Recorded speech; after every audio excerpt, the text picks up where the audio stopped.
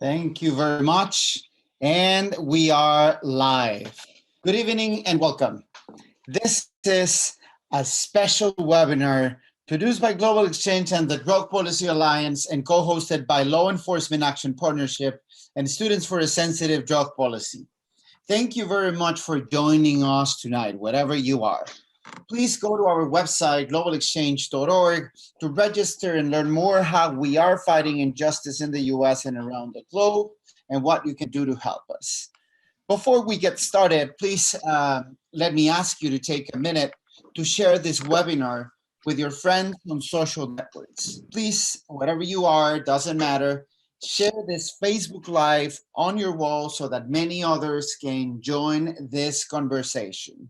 This webinar, it's being streamed on the Facebook walls of the Drug Policy Alliance, of the Enforcement Action Partnership, Global Exchange, and Rompeviento TV. Tonight, we're here to talk about decriminalization of drugs in the US. A very interesting topic. The US war on drugs, which is a constellation of laws and policies that seeks to prevent the use of certain drugs, primarily through punishment and coercion, has been a catastrophic failure. Indeed, federal and state policies that are designed to be tough on people who use and sell illegal drugs have sent millions to jail and permanently branded millions of otherwise law-abiding civilians as criminals. These policies not only fail in their stated objectives of reducing drug-related death, disease, suffering, but they have exacerbated it. And they are at the root of human rights catastrophes in drug-producing and transiting countries in our hemisphere and all around the world. For example, on any given night in the US, there are at least 133,000 people behind bars, in prisons, in jails for drug possession. And 63,000 of them are held pre-trial. Hundreds of thousands of people also remain under some form of correctional supervision for drug possession. People convicted of drug possession faced a host of additional consequences, including, for example, the loss of federal financial aid, eviction from public housing, disqualification from a wide range of occupational licenses, loss of the right to vote, denial of public assistance, and of course, deportation. So let me ask something. Is drug criminalization a critical next step toward achieving a rational drug policy? Is it right now the time to try a different approach based in science and public health, rather than notions about the effectiveness of punishment and incarceration? That's what we're going to talk about tonight with our amazing group of panelists, which I want to welcome. Gray, welcome, good night. Gray is a staff attorney for the Drug Policy Alliance, focusing on criminal justice reform policy and litigation. Gray has a diverse background in criminal defense litigation, legislative analysis, and political advocacy. Gray has also served as a trial attorney at the Public Defender Service for the District of Columbia, the Legal Aid Society in New York City, and in solo practice, and has also worked in legislative and political roles for several members of Congress. Thank you very much for joining us, Gray. Thanks, Mark. Grace Meng, Human Rights Watch. Grace Meng, it's a human rights researcher, advocate, writer, as a senior researcher of the US program at Human Rights Watch. She focuses primarily on the rights of immigrants in the United States, with a particular focus on the intersections of immigration and criminal law. She authored the June 2015 report on the impact of the war on drugs on immigrants in the US. We're going to post a link with this amazing report. You're going to see it in all the platforms wherever you're watching this. A price too high, U.S. families torn apart by deportations for drug offenses. Grace, thank you very much for being with us. It's an honor to have you here. And finally, Lieutenant Diane Goldstein. Welcome, Diane. It's a 21-year veteran of the Redondo Beach Police Department in California. She's the board chair of the Law Enforcement Action Partnership, a group of police, prosecutors, judges, and other criminal justice professionals who advance sensible criminal justice policy solutions that include making communities safer by focusing law enforcement resources on the greatest threats to public safety while promoting alternatives to arrest and incarceration, like the decriminalization of drug use and possession. please go to Law Enforcement Action Partnership.org to learn more about their work. So let's get started. Let's look first at the problem of criminalization, or in other words, what we call the drug war. So our first question, let's see. Let's begin with Grace. Please, Grace, your work is focused on human rights. How does drug criminalization impact the people who you work with and advocate for? Do you think there's a better way forward? Please take 4 minutes. Thank you. Thanks so much. It's such a pleasure to be as part of this webinar. I think the best way to answer that question is to share with you some real life stories of people Human Rights Watch has interviewed for our reports. Nicole Bishop was 29 years old when she spent 3 months in jail in Houston for heroin residue in an empty baggie and cocaine residue inside a plastic straw. Instead of being charged with misdemeanor paraphernalia, she was charged with felony drug possession. As a result, Nicole was separated from her 3 children, including her breastfeeding newborn. When the baby visited Nicole in jail, she could not hear her mother's voice or feel her touch because there was thick glass between them. She returned to her children later that year, but she was branded a felon and a drug offender. As a result, Nicole told us she would lose her student financial aid. She would have to give up pursuing her dream of a degree in business administration. She would have trouble finding a job, and she would no longer be able to have her name on the lease on the home she shared with her husband. She would no longer qualify for the food stamps that she used to help feed her children. She would end up punished for the rest of her life. Marian Schultz is another story of a woman whose drug possession convictions impacted the rest of her life. She's a lawful permanent resident from Germany who lived in the US for 50 years before being deported in 2014 because of 2 misdemeanor possession convictions for methamphetamine.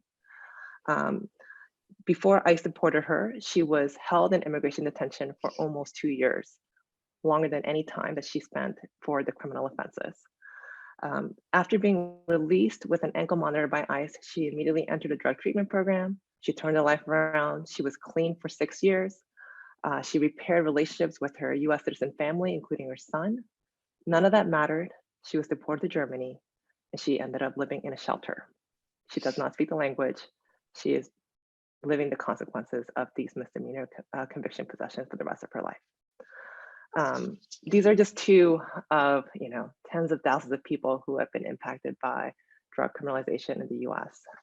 And as Marco pointed out, the racial disparities, the disparities on people who are poor is tremendous.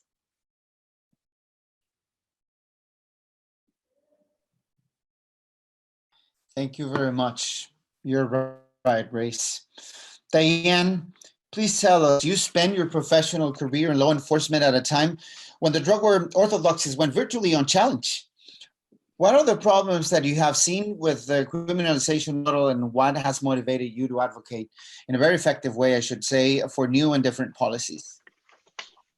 Thank you very much for giving our organization this platform. As the voice of law enforcement and criminal justice professionals are so important to changing the system from within. I come to my advocacy work both from a personal and professional experience. From the professional experiences is I spent almost 21 years with a significant number of years working investigations, both gangs and as well as running a surveillance narcotics unit. And what I saw during my time is that we spent a tremendous amount of resources on what I came to view as a public health issue, even during my career. And it was drug war whack-a-mole. Every time, literally, I've done this conversation with so many different people, is every time we arrest 10 users, there's thousands more. Every time we arrest a low-level drug dealer, there's thousands. We never get to that mid-level drug dealer. Getting kingpins is so rare, and the emphasis and the focus on supply side and not on public health treatments has actually increased violence, increased crime, increased death, disease, and addiction, and made our communities more unsafe. From the personal standpoint, I come to this advocacy because I wanted to turn the death of my brother, who had behavioral health issues, was dual diagnosed, and died from a drug overdose in 2007. And what I saw is the criminalization of his mental health issues actually contributed not to helping him, but impacted our family in such a fashion that I recognized that we have to do something different. And my goal was to try to help families not experience the same pain that ours did through this whole process. So I have both that personal and the professional. And as Grace said, you know, I dealt with a lot of families because I was heavily involved in community-based policing. And what the drug war taught me was people who are marginalized, who come from socioeconomic issues, who have lack of education, job training, lack of access to medical and behavioral health issues, is they suffer because we emphasize punitive policies rather than dealing with the criminal justice system and separating and investing in programs that are evidence-based, that are much more likely to reduce chronic substance use disorder and crime if we actually approach it from a public health treatment.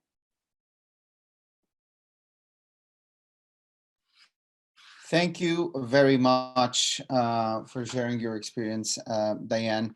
And Gray, please, you're a lawyer at the Drug Policy Alliance who has worked extensively with people caught up in the criminal justice system, as well as on Capitol Hill and other public policy circles. Can you please tell us exactly what decriminalization of drug use and possession would look like, and how it can redirect resources on true priorities, and why now it's the time to advance this agenda? Please take 4 minutes. Yes, thanks, Marco. You know, as you said at the very beginning of this, and I think as Diane alluded to as well, the drug war has been one of the biggest policy failures in US history. You know, it's destroyed lives, it's divided people, it's destabilized communities, it's encouraged bad policing, it's escalated racial inequities, it's generated violence, and it's done all of this without achieving any real beneficial results. And I do want to say thanks again to Global Exchange. Thank you, Marco. Thank you, Diane and Grace as well, for welcoming us to this conversation. You're all incredible advocates who have a lot of experience on these issues. My experience is more in the criminal justice system, particularly in the courts. I'm here on behalf of the Drug Policy Alliance, which for over 2 decades, as most of you know, has worked to end the drug war and promote drug policies that are grounded in science, compassion, health, and human rights. What this drug war has done over the years, over the past 50 years, is harm millions of individual lives. We all know the problem. It's stigmatized, it's made it harder for people to get healthcare and other services. It's made it harder, if not impossible, for millions of people really to fully engage in their communities, to work, to volunteer. And I think when we talk about this, a lot of times we don't actually talk about what it, I think we gloss over the fact of what it means just to arrest people in everyday cases. You know, arrests take people away from their regular lives. We detain people, we keep them from doing whatever it is what they were doing before, whether it's, you know, planning to go to school, planning to go to work, or looking for work. And we, you know, oftentimes police officers walk them out. There's stigmatization, there's shame. There's tremendous anxiety and anger that's results from all of this. It's there's so much more to an arrest, and it goes on for such a significant amount of time as people get dragged into the process. Grace talked about some of the more extreme examples of how this affects people's lives, but every day, if you walk into any courthouse around the country and just about any jurisdiction, and you walk into an arraignment courtroom, you're going to see a lot of people being charged with simple drug possession or possession of drug paraphernalia. low-level drug offenses that require them then to spend a lot of time in the criminal justice system, whether that's additional court appearances, whether it's diversion programs, community service, whatever the case, it has a very real impact on people's lives. That's very significant. As has been said, I think at the beginning, there were, in 2018, the most recent year on record, there were over 1.5 million drug-related arrests, 1.65 million drug-related arrests. 86% of those are for possession alone, and that subset continues to increase every year. This is the single largest offense that is charged in the U.S. And it doesn't affect supply. As Diane eloquently described, it hasn't interrupted supply and it hasn't reduced use. Even the DEA will admit that. Every year they put out a report and they say, the availability of heroin and methamphetamine and cocaine continue to be widely available and elevated, in fact. So back to your question, which is really just, what does it mean to decriminalize? What should we be doing? Well, there are a number of things that we should be doing to interrupt this, 50-year drug war failure. But first and foremost, we should just change the laws. We should decriminalize by changing criminal statutes to remove the threat of incarceration in the first place, to remove all the criminal sanctions that come with that.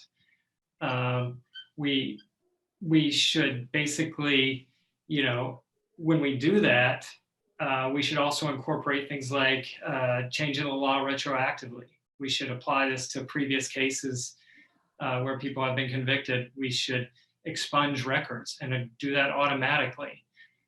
And most immediately, we should get people out of jail who are sitting there, like you said, Marco, on drug possessory offenses. And we should do that immediately. What are some of the other aspects of decriminalization? Well, there are federal and state collateral sanctions for the use and possession, including the use of and possession of paraphernalia, like prohibitions on access to education and housing and public benefits and other administrative penalties that we should change. We should get rid of civil asset forfeiture, civil fines and license suspensions just for, especially in non-driving related cases, because it impedes people's ability to function productively in society. We should get rid of parental termination and child welfare investigations just because people have a drug-related arrest or conviction. But I want to get into some of the things that we can do in a shorter term. Some of the things that we can do short of changing the law as well. In the more intermediate stage, police-led actions, municipal-led efforts to divert people away from the criminal justice system instead of arresting people. And first of all, if at all possible, we should get police out of the equation.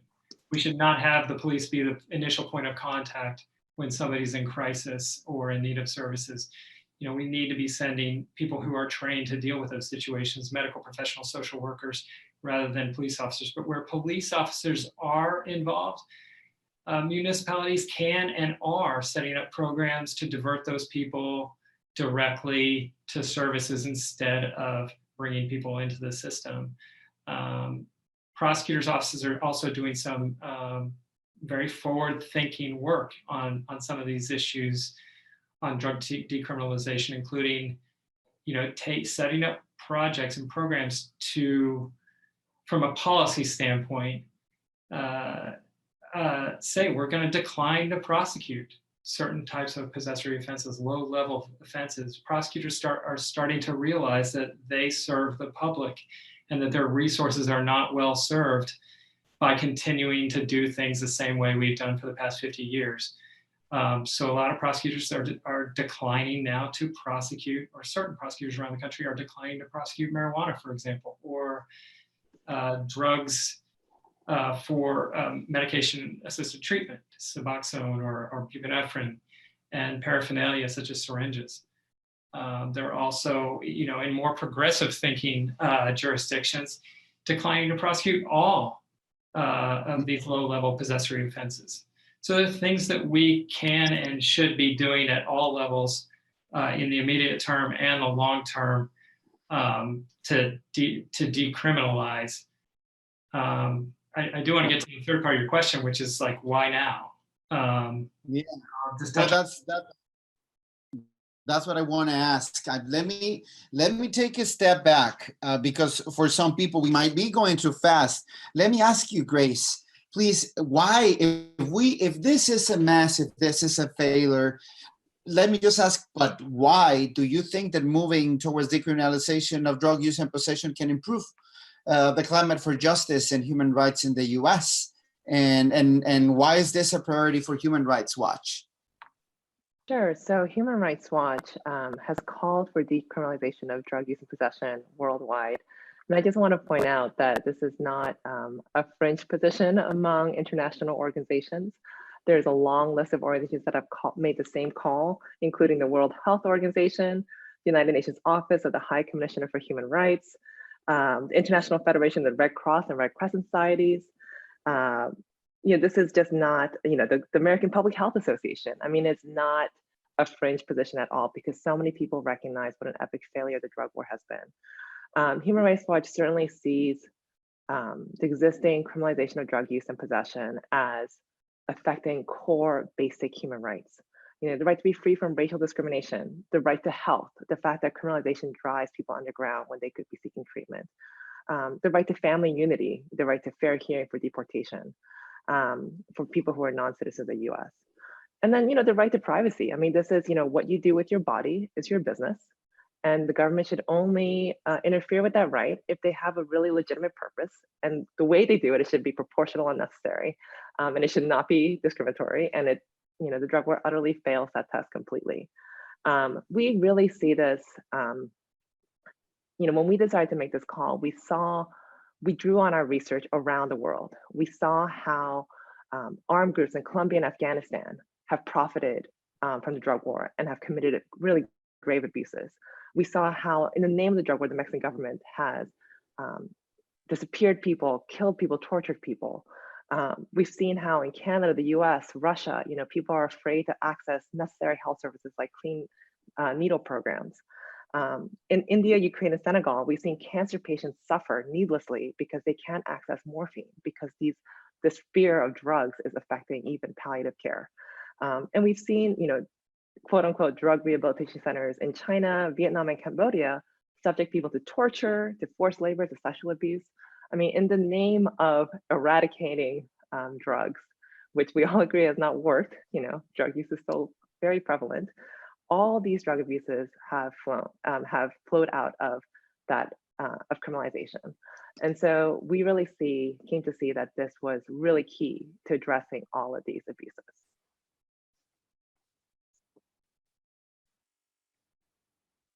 I'm sorry. Thank you very much, Grace. This is great. And we would love to hear if there are any other examples around the world that we can learn from. But let me just ask some questions from the panel. People are asking, let me welcome everybody's questions here on the Zoom platform or on the Facebook page at LEAP or at DPA. Marcos J. Hernandez asks us, so does Drug Policy Alliance endorses Andrew Yang because he wants to decriminalize opioids in the US and he has the most progressive platform on the war on drugs than any other Democratic candidates. You don't have to respond to that, Ray, because I know that that's a different issue and obviously as in fit. But let me just tell Marcos, this is not only DPA, this is a conversation between a group of nonprofit organizations around this issue, which we are interested in starting the discussion more than endorsing, which probably as nonprofits, we wouldn't ever do that. There's other people saying hi to us. Jason John says Portugal has had amazing success with decriminalization, with crime breakdown. So maybe one of you wanted to talk more about this. And as I read the questions from Zoom, let me just go to Diane. Diane, we would love to hear your thoughts on what experience have you had both as a law officer and And since that convinced you to do that, decriminalization of drug use and possession will benefit our societies. And please also tell us how LEAP supports criminal justice solutions at our community center. So I want to start because I think this conversation is so important because Grace mentioned that, internationally, decriminalization has been in play for countries, Portugal, Switzerland, heroin-assisted treatment programs, full decriminalization. But I think for our folks here in America, I want them to understand that our version of decriminalization is really kind of inaccurate. It's defelonization. What the United States has done as a whole is we've reduced penalties. We've defelonized possession, marijuana in some ways, but there's still some significant collateral consequences that result to people based on misdemeanor arrests and even sometimes infractions. As an example, you can get a ticket for possession of less than an ounce of marijuana, but if you don't pay the fine, they're going to issue a criminal warrant, you can still get arrested. So when we speak about decriminalization, it means the removal of any criminal penalty, incarceration, and like, as an example, in Portugal, they have some type of administrative fines that are no greater than, I think, 50 euros. And so what we've seen from the research across and outside of the United States is what programs based on public health treatments do is they reduce drug use, they reduce crime. Two notable examples is in Switzerland, who has not legalized drugs, and Portugal did not legalize drugs either. They're still illegal to sell or to commercially produce them, which is another issue that I think we need to have a conversation down the road on. But heroin-assisted treatment for those people that were not responding to methadone, when they went to heroin-assisted treatment, is it reduced welfare rates in Switzerland, it reduced death, it reduced overdose, and most importantly, for community health and safety, it reduced crime. I just again reviewed a report that came out in 1991 on methadone. People who successfully used methadone over a significant period of time reduce their criminal activity tremendously. And so we just received the 2020 ONDCP, the Office of Drug National Policy, put out their budget and their report. We have budgeted $34.6 billion towards a drug control budget that, yes, has language of harm reduction in it, but it may not actually be actualized. And so what LEAP does is, what we're saying is, rather than take that $34.6 billion, which a significant part of it is still invested on supply side and enforcement, why are we not using those funds on the front end to create resources, drug treatment on demand, Suboxone should be over the counter, naloxone should be in the hands of everybody, and actually implement overdose prevention sites, safe consumption rooms, support syringe exchange programs, because clearly harm reduction reduces death, disease, addiction, and violence. And take those monies that we're investing in law enforcement and place them into communities that have been damaged by the over-policing, by racial disparities, and creating reentry programs, job opportunities, education, expungement. There's so much we could be doing with that money, and instead we're wasting it on supply side that we know does not work. Thank you very, very much, Diane. Before going to you, Gray, let me just ask again. Well, somebody says, amen, Diane, right on, says Gretchen. We have other questions. Says, is there a group of nonprofits that can help me expunge and arrest for possession? We're going to take your comment and your personal case, Miguel, to our panelists, and we'll get back to you. John says, you will align with Decriminalize Nature? Says we're trying to affect decriminalization of nature in Southeast Asia. We can talk more about that. with a celebration, a global potluck. Well, it's another commercial. And we want to thank the almost 100 people that are watching us on Facebook Live and here on Zoom. Please bring up your questions and take advantage of the presence of this amazing panelist. We are live talking about it is time for the US to decriminalize drug use and possession, and we're now talking with Gray Gardner. Please, Gray, turning to you again, in addition to the kinds of changes to our legal status that you've already spoke about that we need to take, what other kinds of changes in the ways we deal with drugs in our society could be beneficial? Or how do you think we can best gather allies and convince a majority of our fellow citizens that decriminalization is the right way to go? Well, the best approach, as I think Diane and Grace have both mentioned, is to treat addiction and overdose as a health issue, and to actually implement harm reduction strategies that are beneficial in keeping people safe, rather than simply hindering them and driving them away from trying to get help.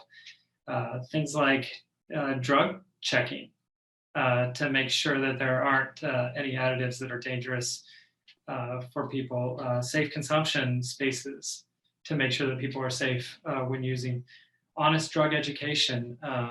Drug Policy Alliance has a very robust online set of principles for called Safety First that deals with an honest approach to educating students about drug use, and far more constructive than what's been presented in an abstinence way in the past. What we shouldn't do, for one thing, is go back to these same policies of the past. And that's what we've seen in part, with the response to fentanyl, for example. We've seen federal legislators in particular start to do the same thing, and in increasing penalties and exposure and exposing people to mandatory minimums, particularly people that are very low level couriers. Those are the people who've been charged most in the past. And it has a very disparate racial impact. So we shouldn't go back to these same failed policies over the past, that we've used for the past 50 years in this failed drug war. As Diane was talking about, the costs of this are tremendous. What we've been doing for decades has increasingly created this, drug enforcement complex, this machine that eats up billions of dollars a year. I mean, it's estimated we spend $15 billion a year, at least in the US. The DEA budget is about $3 billion. We can and we should be shifting those resources toward more effective strategies for keeping people safe. When municipalities are prosecuting these types of cases, they're spending incredible amounts of money. I mean, some of the things that people don't really think of when they think of arrests and jail, they don't think of all the other things that go into prosecuting cases. They don't think about the forensics that have to be done to test things to prepare a case for court. They don't think about evidence bags. They don't think about, detention facility staff, government attorneys, defense attorneys, who are appointed even for possessory cases that just get arraigned and don't go to trial. All of that costs municipalities incredible sums of money, billions of dollars a year, and that could be channeled back into more productive ways. The other part of your question was, how do we engage people, more allies on these issues? And I think that in part is part of that, meeting people where they are on these issues. A lot of people come at this from different angles. It's not just, human rights.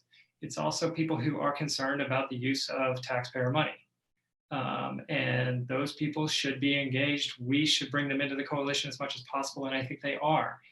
Right now we have at least bipartisan interest in criminal justice reform, and we should embrace that and, again, try to present the information to people who are concerned more just about, what they consider to be wasteful taxpayer spending or more libertarian principles. We should engage those people and try to bring them into this coalition and try and expand the coalition as much as possible in all of our conversations with people at the individual level and of course the organizations. Thank you very much, Grace. So let me get back to you, Grace. We've heard some of our panelists, some of the people that are watching us asking us about Portugal. Do you know anything about that model, Grace, or are you familiar with other models around the world that might help us look into? Yeah, I mean, I think Diane already pointed out, some of the key results of Portugal's decriminalization, and they did this in 2001. So we actually have, many years of data now. They actually saw the actual use of drugs go down. They saw definitely a decrease in overdose deaths, that they saw an decrease in, sorry, I want to make sure I get the numbers right. They saw the number of people receiving drug treatment jump by more than 60% after decriminalization. So if we care about people's health, if we actually care about people fighting any drug dependency, then this is a really key step to take. This is, I thought was really stark. In Portugal in 2001, there were 80 deaths from drug overdoses. In 2012, there were 16. So, it has it would have a real life impact. Thank you very much, Grace. Diane, so please help us understanding what is it that we need to make this happen in the U.S. to take a step forward? What are the things that we need to overcome? What are the walls that we need to break? Who's resisting it? Why? So, from a law enforcement background, I can say real clearly that we are making great strides relative to the work that LEAP is doing, both in the United States and internationally. But I think what's important is that we recognize some of the successes. So, for example, this last year is a Vancouver police inspector called for the safe supply of drugs. The Vancouver Business Association has called for a safe supply of drugs. Is you see law enforcement now starting to support overdose prevention sites, safe consumption sites. The conversation is very robust at the law enforcement level. And a lot of it has to do is because we're helping to work and design model alternatives to incarceration program. Now, some of the programs right now aren't perfect because they're still involved some type of coercion. It is pre-diversion programs are set up to try to get people out of the system. But what we're recognizing by supporting pre-diversion programs, it's actually changing law enforcement attitudes towards people who use drugs, people who suffer from substance use disorder, but things that pre-arrest diversion programs can do and can help us get to decriminalization very clearly is they reduce crime, they reduce drug use, they build better police-community relations, they reduce the burden on taxpayers by solving public health treatments, by getting people out of the criminal justice system. So this is, if I was queen of the world, I would decriminalize drugs and put all the money into public health treatment. But I recognize that we're not going to get there in that fashion. So we have to accept that there's going to be incremental steps that we can take. Law enforcement pre-booking diversion programs for drug users is a great start. And then we need to move towards things like the sensible regulation of marijuana policies so people don't get arrested and go to jail for things as simple as marijuana that is now, clearly within the next 10 years is going to be legal through the whole United States, in my opinion. But, programs like alternatives to arrest reduce racial disparities. It keeps families intact. It diverts money into resources that are much more cost efficient, much more cost effective, and puts law enforcement back into working and serving our constituents instead of just mindlessly policing them. And that's what the drug war has done. It's turned law enforcement into not serving our communities, not respecting our communities who demand something different. in many aspects, and it has created these fiscal burdens that we really need to remove and place those monies into policies that actually are more beneficial for all our communities. Thank you very much. We have a few amazing questions that I would like to read out to you, and please, whoever wants to respond, you can respond to one or to all of them. Marcela Tincher asked us, what suggestions would you have for a state like Texas without a ballot initiative in regards to starting safe consumption spaces, syringe exchange, harm reduction program? And Emily Young asked us, wouldn't supporting safe injection facilities move the decrim conversation forward? And someone else asked us, why decriminalization rather than legalization? Doesn't that continue illegal distribution and prevent monitoring of quality of substance?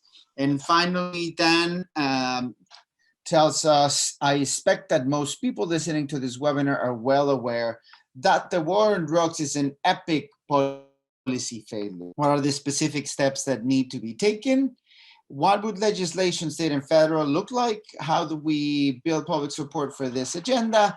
And then get legislators to vote for this. I think that this last question was probably already responded by some of you, but please take anyone and help us responding to our public. Gray, do you want to take the Sure. legislative stuff? Well, so real quick, from a law enforcement perspective, because it's such a broad question, is some of the best successes that I've seen have been at the local and the state level. Is you know, all of us here work in a collaborative fashion, attacking federal legislation, local and state. But you know, coming from California law enforcement, what I've seen is, you know, ballot initiatives are very helpful. If you're in a state where there isn't a ballot initiative, you're going to have to work in a collaborative fashion with other organizations in a legislative fashion. It may start as simple as, I believe Austin currently is going through a marijuana decriminalization that may be successful. Law enforcement is fighting back on it, but that's a step in the right direction. So, you know, it's a complex discussion because it involves so many facets. Thank you.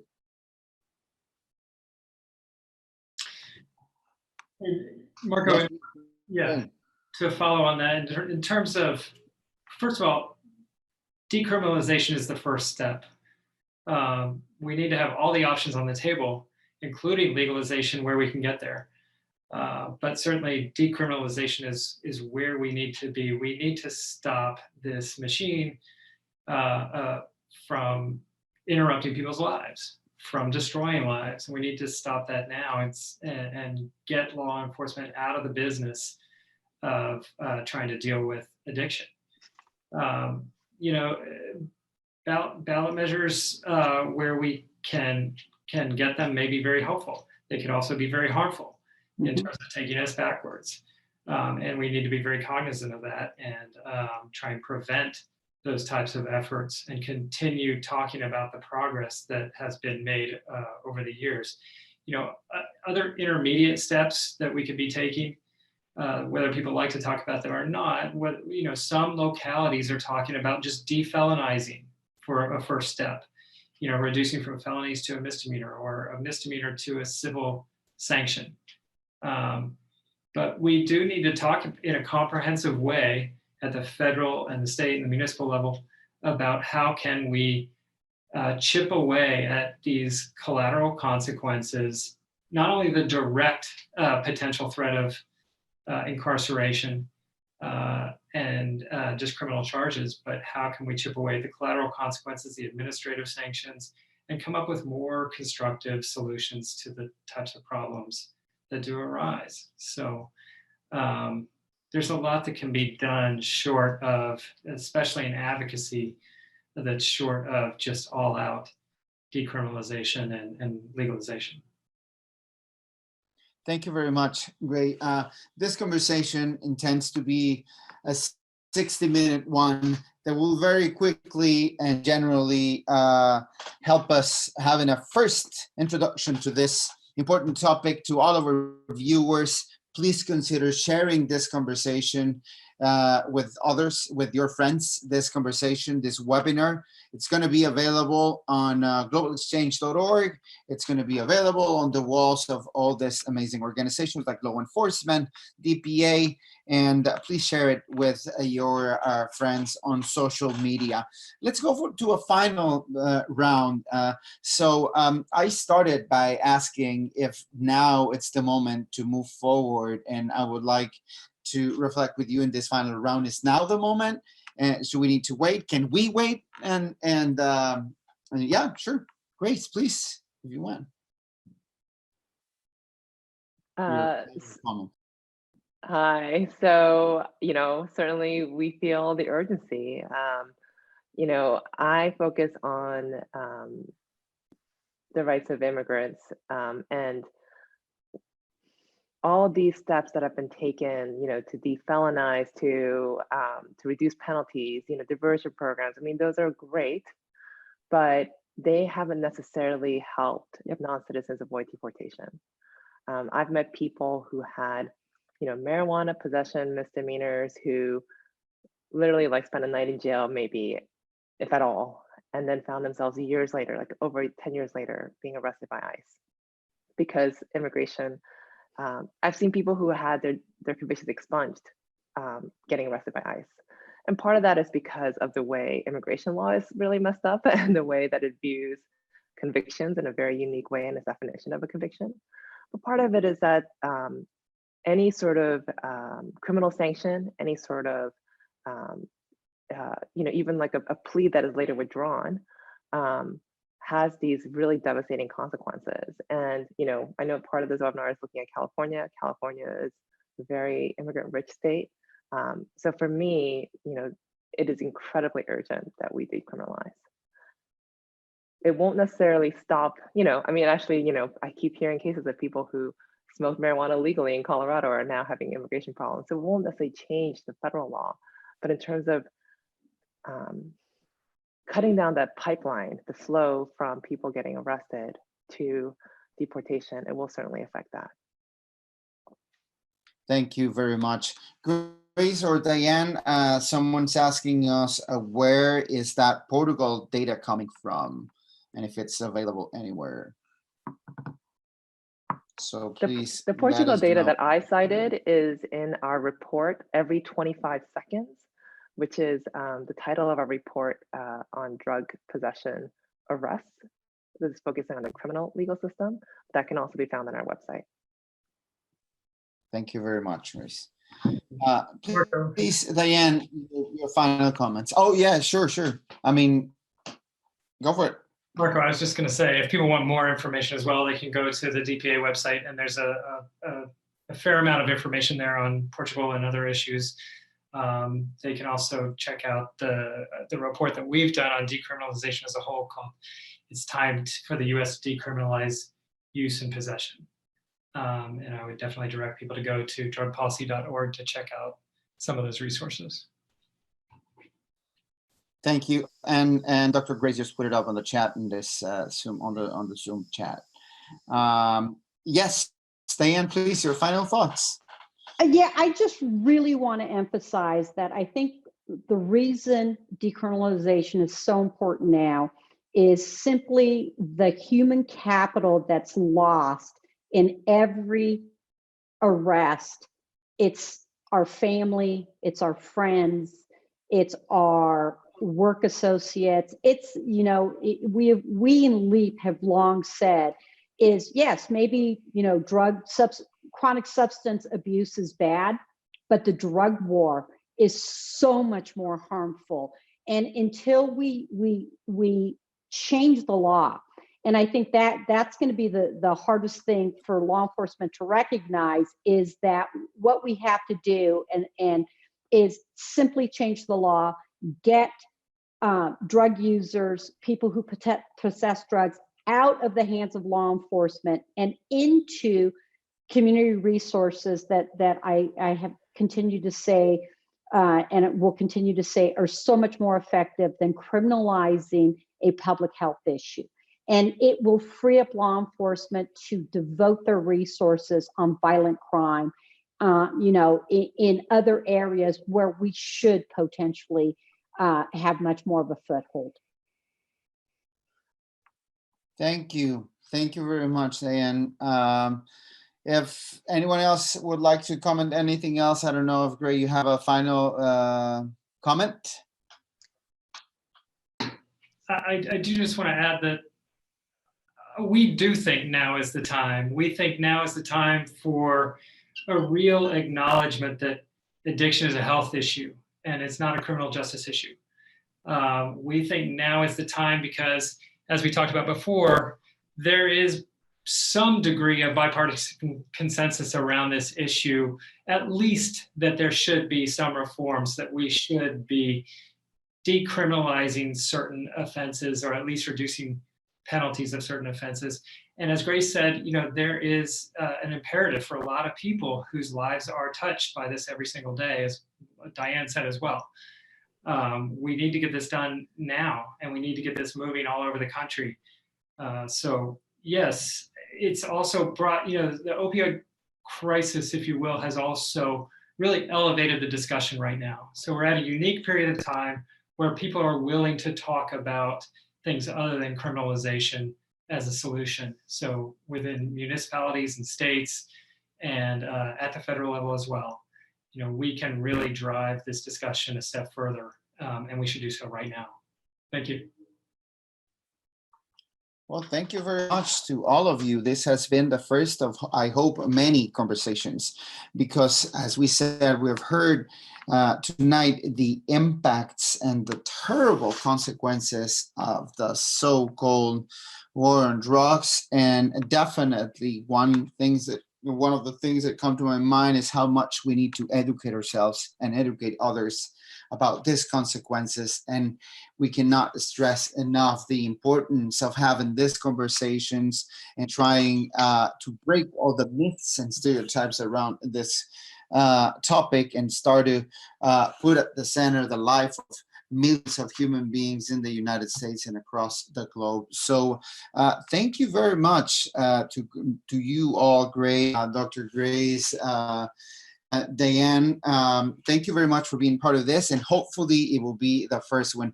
But please let me just ask you as panelists and everyone who's watching us to please, again, share this conversation, because this can be a powerful tool to educate millions of Americans and people around the globe on the impact and consequences on the war on drugs and the importance of decriminalization. Let's make it happen, and let's start by promoting this conversation and spreading it out. Miguel Pratt says, thank you very much, Human Rights Watch, DPA, and LEAP, for all you do for the community. I'm still being affected 49 years later for an arrest in 71.